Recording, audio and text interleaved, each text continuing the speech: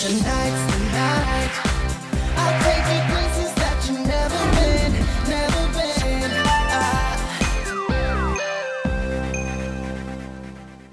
안녕하세요. 우리 중학교 3학년 예비 고1 여러분, 어떻게 지내고 계시나요?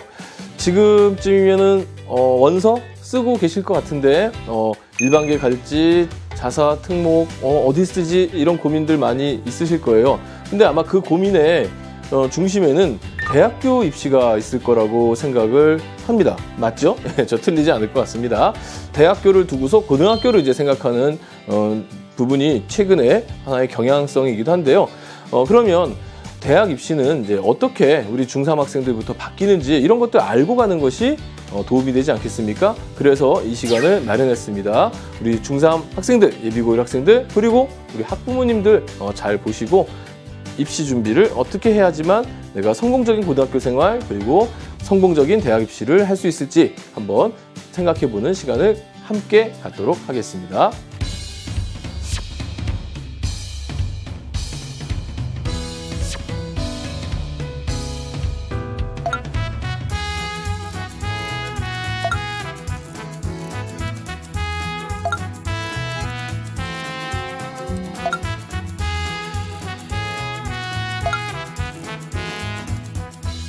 먼저 우리는 대학 입시의 용어에 대해서 알고 있어야 돼요.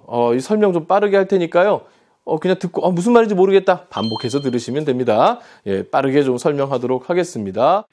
먼저 대학 입시에는 수시와 정시가 있습니다.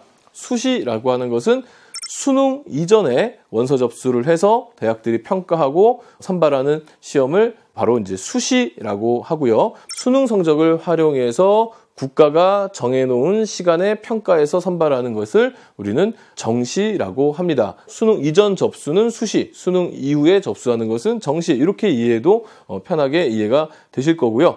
수시 그러면은 이제 학생부 종합전형하고 학생부 교과전형 이렇게 있는데요. 그래서 학생부 종합전형은 학교생활 기록부에 나와 있는 모든 내용들을 대학이 꼼꼼하게 분석하고 판단해서 합격과 불합격을 가르는 전형을 학생부 종합전형이라고 하고요. 생활기록부 안에 보면 교과 성적이라는 게 있습니다. 그 교과 성적에서 석차 등급이라는 게 나오는데요. 석차 등급이 높고 낮음에 따라서 합격과 불합격을 가르는 것을 우리는 학생부 교과 전형이라고 합니다. 그리고 논술 전형이라고 많이 들어보셨을 거예요. 논술은 국가에서 출제하는 시험 문제가 아니고요. 대학에서 독자적으로 출제하는 논술이라는 시험을 학생들이 풀고 잘 푼 학생을 선발하는 그런 시험이 논술 전형이 되겠습니다. 그럼 내신이 뭐냐, 교과 성적이 뭐냐, 이렇게 또 궁금해하는 학생들도 있을 텐데요. 내신 성적, 교과 성적이라고 하는 것은 바로 이제 정기고사, 중간고사, 기말고사의 성적인데요. 고등학교는 이 성적을 A, B, C 이렇게 나누는 것이 아니고 시험을 본 학생들 중에서 등수를 매긴 다음에 상위 4% 안에 들어가면 1등급, 상위 11% 안에 들어가면 2등급, 상위 23% 3등급, 상위 40% 4등급, 이렇게 이제 석차에 따라서 비율을 정하고 거기에 따라서 등급을 부여를 합니다. 과목마다 등급이 있고 이 과목의 등급의 평균을 가지고 석차 등급이라고 하는 것이 매겨집니다. 그래서 이것을 갖다가 우리가 내신 성적 또는 이제 교과 성적이라고 하고요. 두 번째로 이제 수능이라고 하는 것은 정확한 정식 명칭은 대학 수학 능력 시험.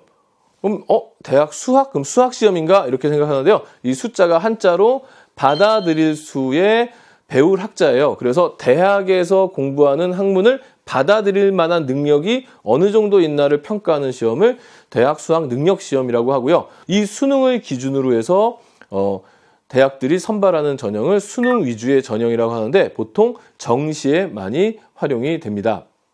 그러면 어느 정도의 성적을 갖춰야만 어느 정도의 대학을 들어가느냐? 요거 관심 많으시죠? 보통 이제 1등급 때, 2등급 때, 3등급 때, 4등급 때 이렇게 나눠볼 수 있겠습니다.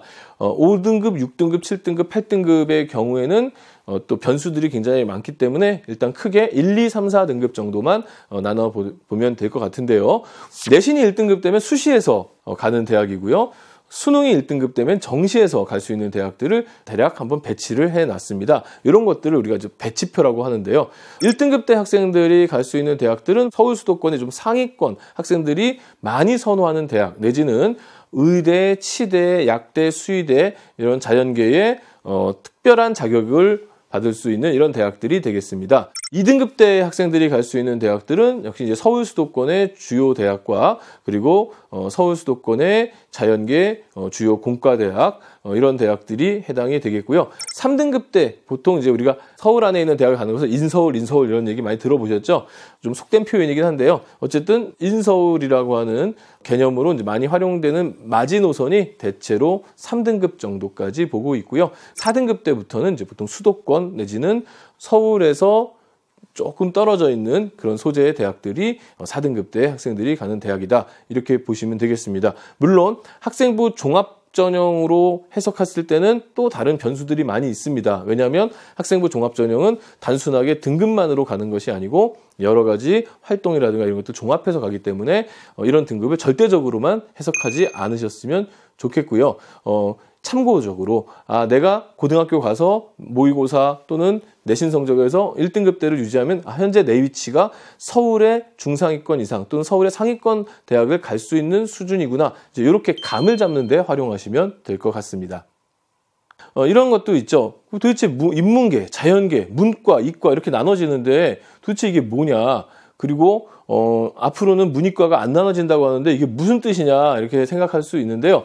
문과, 이과는 고등학교에는 존재하지 않습니다. 하지만 대학에는 여전히 존재합니다. 대학에서는 문과 계열의 학과가 있고요.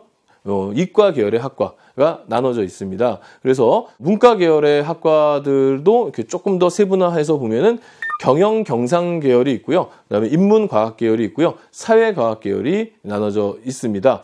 경상 계열은 경영학과, 경제학과 뭐 이런 학과들이 경상 계열이 되겠고요. 자본, 이윤 뭐 이런 쪽의 이제 학과들이 되겠습니다. 그다음에 인문과학 계열 같은 경우에는 우리 문학, 철학, 사학이라고 하거든요. 문사철이라고 하거든요. 그래서 국어국문과, 영어영문과, 도고동문과, 역사학과, 그리고 철학과, 동양철학과, 뭐 한국철학과 이런 이제 철학과들이 바로 인문학부에 이제 해당된다. 사회과학 계열 같은 경우는 폭이 굉장히 큽니다. 경제 같은 경우에는 경상계열에 속하기도 하지만 이 사회과학 계열에 속하는데요. 더 큰 범주는 사실은 이 경상계열 자체도 사회과학 계열의 범주의 아래에 있는 거라고 볼 수 있겠습니다. 대표적으로 뭐 사회학과라든가 사회복지학과라든가 경제학과 또 미디어 커뮤니케이션, 그러니까 신문방송이죠.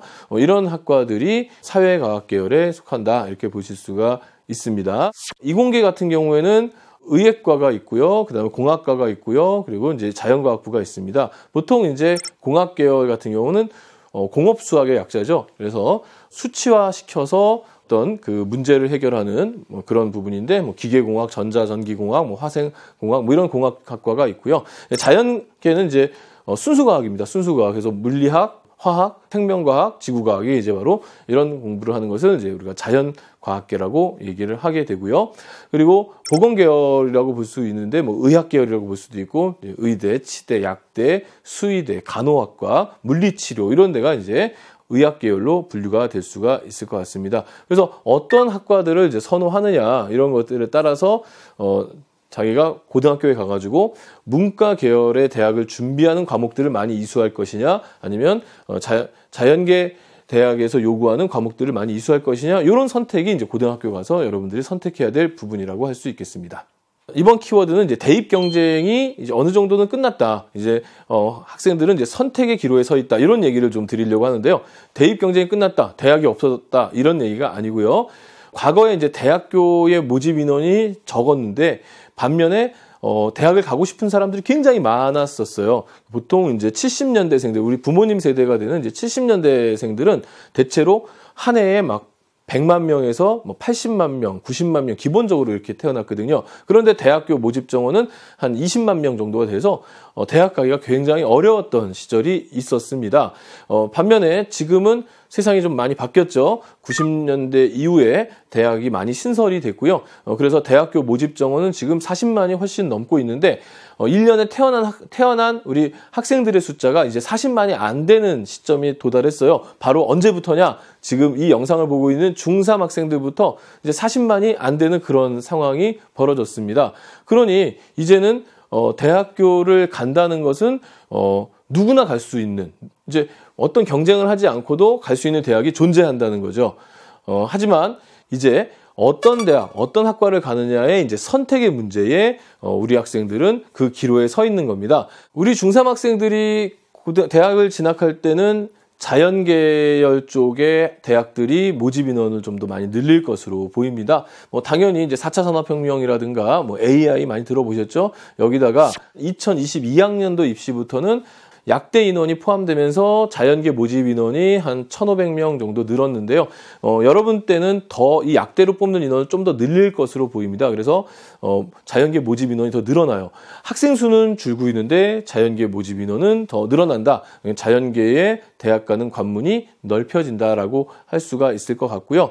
그다음에 끊임없이 지금 사회적으로 제기가 되고 있는 이런 의과대학 확대의 문제, 이런 것들이 어느 정도 반영이 된다면 의대 정원의 증가도 예상해 볼 수도 있는 거고요. 또 첨단 과학기술 분야 쪽으로 공과대학의 확산도 예상해 볼 수가 있을 것 같습니다. 그래서 우리 중3 학생들이 대학을 갈 때는 자연계의 관문이 굉장히 넓어지게 되고, 또 자연계의 어떤 필요성, 이 사회적인 어떤 필요성, 이런 것들이 더욱더 강조될 가능성이 높습니다. 그래서 미리 자연계에 소질이 있는 친구들은 우리 중3, 이제 중3 우리 학교 거의 다 나가는 시간도 끝났고 이러니까 한번 놀아봐야지, 이렇게 생각하시지 마시고 수학과학 책들, 독서 같은 거 좀 해가면서 이쪽 수학과학에 대한 관심을 많이 길러서 고등학교에 올라간다면 상당히 대학 입시에도 도움이 되고 여러분의 인생에, 여러분의 진로에도 도움이 될 수 있다고 저는 생각을 합니다.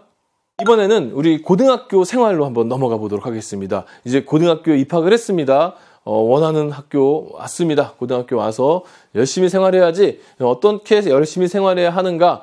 여러분들에게 가장 많이 주어진 것은 바로 학교 수업 시간입니다. 보통 한 학기에 700시간씩 해서 1년이면 1400시간, 2년이면 2800시간, 그러니까 3년이 되면은 3000시간이 훨씬 넘는 시간들을 여러분들은 수업을 받아야 되는데요. 벌써부터 이제 머리가 아프실 수도 있죠. 야, 내가 지금 첫 번째 시간을 보내고 있는데 앞으로 3000 몇 시간 더 남았네, 이렇게 생각할 수도 있겠지만, 어쨌든 수업은 여러분들 고등학교 생활의 절대적 다수를 차지하고 있는 부분이라는 점을 명심하셔야 될 것 같습니다. 그렇다면 수업 시간에 우리는 무엇을 해야 될 것인가? 당연히 열심히 수업에 참여해야 되겠죠. 수업도 잘 들어야 되겠고요. 그런데 이거를 한번 생각해 보셨으면 좋겠어요. 2024년도에 없어지는 게 하나 있어요. 그게 바로 뭐냐? 자기소개서라는 게 없어집니다. 이 자기소개서는 학생부 종합전형에서만 활용이 되는 서류인데요. 자기의 목소리로 내가 그 대학에 왜 가고 싶은지를 써서 제출하는 겁니다. 바로 이 자기소개서가 우리 중3 학생들부터는 완전 폐지가 됩니다. 그러니 우리 중3 학생들은 대학에다가 그 대학 가고 싶어요, 이렇게 직접 말할 수 있는 기회가 없는 거예요. 그럼 뭘로 표현을 해야 되냐? 결국 학교생활 기록부에 나와 있는 여러 기록으로 표현을 해야 되는 상황이 발생을 했습니다. 그럼 학교생활 기록부에 적히는 그런 내용들은 무엇으로 채워가야 되느냐? 결국 매 수업 시간마다 여러분들이 했던 활동을 우리 선생님들이 직접 평가하시고 적어주시는 교과 세트, 또 학생의 학교 생활 중에서 했던 활동들을 담임 선생님이 적어주시는 자율활동, 창의적 체험활동, 그리고 종합의견, 이런 부분에서 간접적으로 학생의 목소리를 듣고 선발하는 방식으로 학생부 종합전형이 바뀌어가게 된 겁니다. 그러니까 이제 학교 생활 기록부가 너무나 중요한 서류가 돼버렸어요. 아니, 절대적 서류가 돼버렸다고 얘기할 수도 있겠습니다. 또 하나, 특기자 전형이나 논술 전형 단계적으로 폐지가 유도가 됩니다. 특기자 전형 중에서는 수학과학, 어학 특기자 중심으로 폐지가 지금도 많이 되고 있고요. 앞으로는 확실히 다 폐지가 될 것으로 보이고요. 논술 같은 경우에는 지금 많이 줄었고 아마 2024년도쯤 되면은 완전 폐지를 하는 학교들도 생길 것으로 예상이 됩니다. 논술이 줄고 특기자 전형 같은 게 줄어들므로써 결국 교과 전형이 강조될 수밖에 없는데 교과 전형은 바로 학생부 안에 내신 성적이라고 그랬죠. 그러니까 내신 성적도 상당히 중요한 요소다. 전체적으로 보면 학교생활 기록부의 중요성이 매우 크게 증가한다. 이렇게 볼 수가 있겠습니다. 그러면 학교생활 기록부를 조금 더 한번 한 단계 좀 더 들어가서 보겠습니다. 학교생활 기록부 안에서 교과 세부 능력 특기사항이 가장 중요한 요소가 될 가능성이 높아졌어요. 왜 그러느냐? 지금 표에 보다시피 단계적으로 이제 학교생활 기록부 기재하는 내용이 달라지는데요. 우리 중3 학생들부터는 수업 활동 외의 내용들이 대거 빠집니다. 대표적으로 영재학급 프로그램이라든가 심화학습 프로그램이라든가 이런 그러니까 수업 외의 프로그램에서 나오는 활동들은 싹 다 빠지게 돼 있고요. 수업 내에서의 활동 중심으로 생활기록부를 적게 돼 있습니다.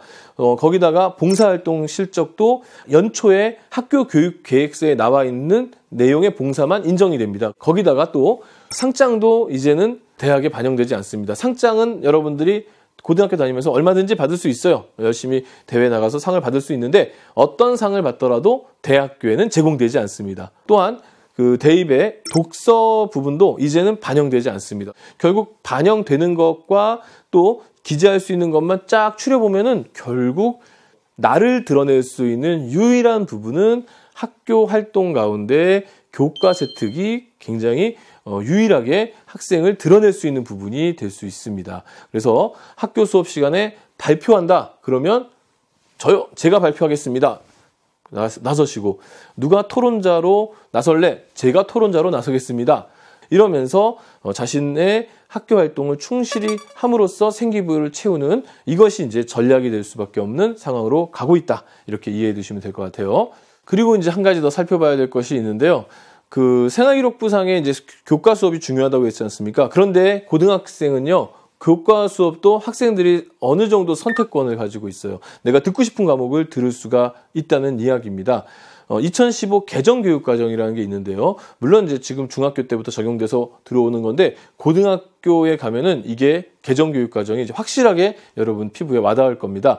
초등학교 1학년부터 해서 1, 2, 3, 4, 5, 6하고 중학교를 7학년이라고 그래요. 7학년, 8학년, 9학년을 중학교에서 보내고 고등학교 1학년 과정이 이제 10학년이라고 해서 그 과정이 우리나라 국민들은 모두가 받아야 할 사실상의 좀 의무적인 교육과정입니다. 이걸 이제 국민공통교육과정이라고 하는데요. 고1에 가서 그게 마무리가 됩니다. 그러면 이제 고2에 가서는 뭐가 되느냐? 학생이 선택할 수가 있는 거예요. 과목을 선택해서 이수할 수가 있는 거죠. 그런데 선택 과목에는 두 개의 부류가 있습니다. 하나는 일반 선택 과목이 있고 또 하나는 진로 선택 과목이 있어요.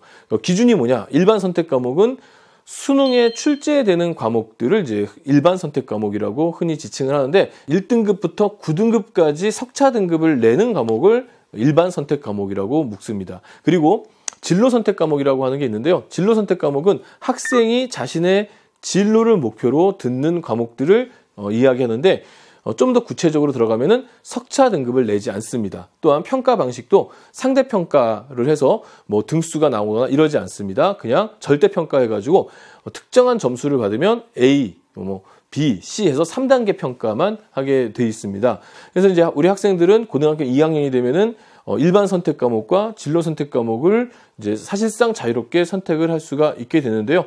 단 어떤 문제가 생기냐면 학생들이 선택했기 때문에 거기에 대한 책임은 우리 학생이 지셔야 되는 겁니다. 이럴 수 있어요. 나는 국어, 영어, 수학이 너무 힘들어. 난 고등학교 1학년까지 국영수 듣느라고 너무 힘들었어. 이제는 고2, 고3은 나 국영수 과목은 안 들을 거야. 가능할까요? 불가능할까요? 가능합니다. 가능한데 이제 어떤 문제가 생기느냐. 국영수는 도구 과목이라고 해서 대학교에서 굉장히 중요한 과목으로 활용이 되는데요. 국영수를 이수하지 않고서는 갈 수 있는 대학보다는 못 가는 대학이 훨씬 많아집니다. 그래서 자신의 선택 과목과 거기에 대한 책임을 또 묻는 것이 이 선택 교육 과정의 또 특징이기도 합니다. 따라서 우리 학생들이 자신의 진로 탐색을 하면서 어떤 과목들을 내가 어떻게 들어야지만 대학교 갔을 때 또 사회 나왔을 때 보다 더 나은 사람이 될 것인가 이런 것들을 고민하면서 선택 과목을 이수하셔야 됩니다. 근데 이와 관련해서 이런 뉴스가 나왔어요. 지금 현 고1 학생들을 대상으로 하는 서울대학교 정시 전형안이 나왔는데요. 그동안 서울대학교는 정시 전형에서는 수능 100%로 학생을 선발했거든요. 그런데 이제 고1부터 수능 80%와 내신 성적 20%를 도입해서 선발하겠다라는 뉴스가 나왔습니다. 그런데 그 내신 성적을 평가를 할 때는 3가지 기준이 있습니다. 그래서 첫 번째가 어떤 과목을 선택해서 들었는가, 두 번째가 교과 성적은 어떠한가, 세 번째가 학교 활동을 충실히 했는가, 이 3가지를 기준으로 해서 2명의 평가자가 A, B, C 평가를 하는데요. 이 내신 성적을 자세히 보면은 교과 과정을 어떻게 본인이 선택해 들어갔는가, 이런 것들이 굉장히 크게 나오게 돼서 내가 문과 쪽 계열의 대학을 간다 하더라도 수학과 과학 과목을 좀 이수하고, 이과 쪽 대학을 간다 하더라도 인문계열 쪽의 과목들을 좀 이수하면서 고른 이수, 이런 것들을 좀 유도하고 있고요. 나는 희망하는데 다른 친구들이 희망하지 않아서 듣는 학생들이 적을 수가 있거든요. 듣는 학생들이 적으면은 이 내신 받기가 좀 어려워지는 이런 상황이 발생합니다. 그래서 이제 그런 것 때문에 학생들이 듣고 싶은 과목이지만 내신 못 따면 어떻게 하는 두려움 때문에 많은 학생들이 듣는 과목으로 막 흘러가는, 자기 선택하고 무관하게 흘러가는 이런 현상들이 있는데요. 이런 현상들을 막기 위해서 성적을 반영할 때는 자세히 보시면 원점수나 평균점 같은 건 반영하지만 석차 등급은 직접적으로 반영하지 않는 형태로 바뀌었습니다. 이것만 보더라도 지금 고등학교에서 여러분들이 과목을 선택하는 부분들은 여러분들이 대입하고도 직결되는 부분이라고 할 수가 있겠습니다. 마지막으로 이제 당부할 것은 우리 중3 학생들이 고등학교에 올라오면은 수능 역시 굉장히 중요해집니다. 전체 모집 인원 중에 60%는 이제 수시로 뽑고요. 40%는 정시로 뽑는 것을 큰 틀의 원칙으로 지금 교육부에서는 생각하고 있습니다. 따라서 수능이 그동안 20%, 30% 정도로 활용이 됐는데 이제는 40% 이상 활용이 될 가능성이 대단히 높아졌고요. 그렇다면 이제 수능의 중요성이 상당히 커지게 된 것입니다. 서울 수도권의 대학들은 학생부 종합전형에서도 수능 최저학력 기준이라는 자격 조건을 내세운 학교들도 생겼고요. 교과 전형에서는 거의 대부분의 학교들이 수능 최저학력 기준을 내고 있고요. 그리고 서울 수도권 대학을 중심으로 정시 모집 인원이 늘어났기 때문에 수능을 잘 봐야만 갈 수 있는 학교와 학과들이 많이 늘어났다는 점. 그러니까 결국 학생들이 선호하는 대학들인 서울 수도권 4년제 대학과 지방 국립 거점대학 중심으로 수능 최저학력 기준이 걸려있는 수시, 그리고 정시 전형의 증가, 이런 걸 봤을 때 수능의 중요성이 굉장히 강화되고 있다. 따라서 우리 중3 학생들은 지금부터 중학교 과정이 끝났으니 좀 쉬자, 놀자 이렇게 하지 마시고 3년 뒤에 있을 수능을 준비해 나가는 거, 진짜 3년 전부터 차근차근 준비하면 확실한 효과가 있는 게 수능이거든요. 그래서 중학교 때 좀 공부 못했다 하더라도 이제 고등학교 때부터 마음 잡고 한번 공부해보자, 이런 각오를 단단히 하시고 우리 EBSI 들어오셔가지고 좀 보시면서 바뀌는 입시들을 준비하시기 바라겠습니다. 저는 오늘 여기까지고요. 다음에 다른 컨텐츠를 통해서 여러분들을 또 만나보도록 하겠습니다. 우리 중3 학생들 화이팅 하세요.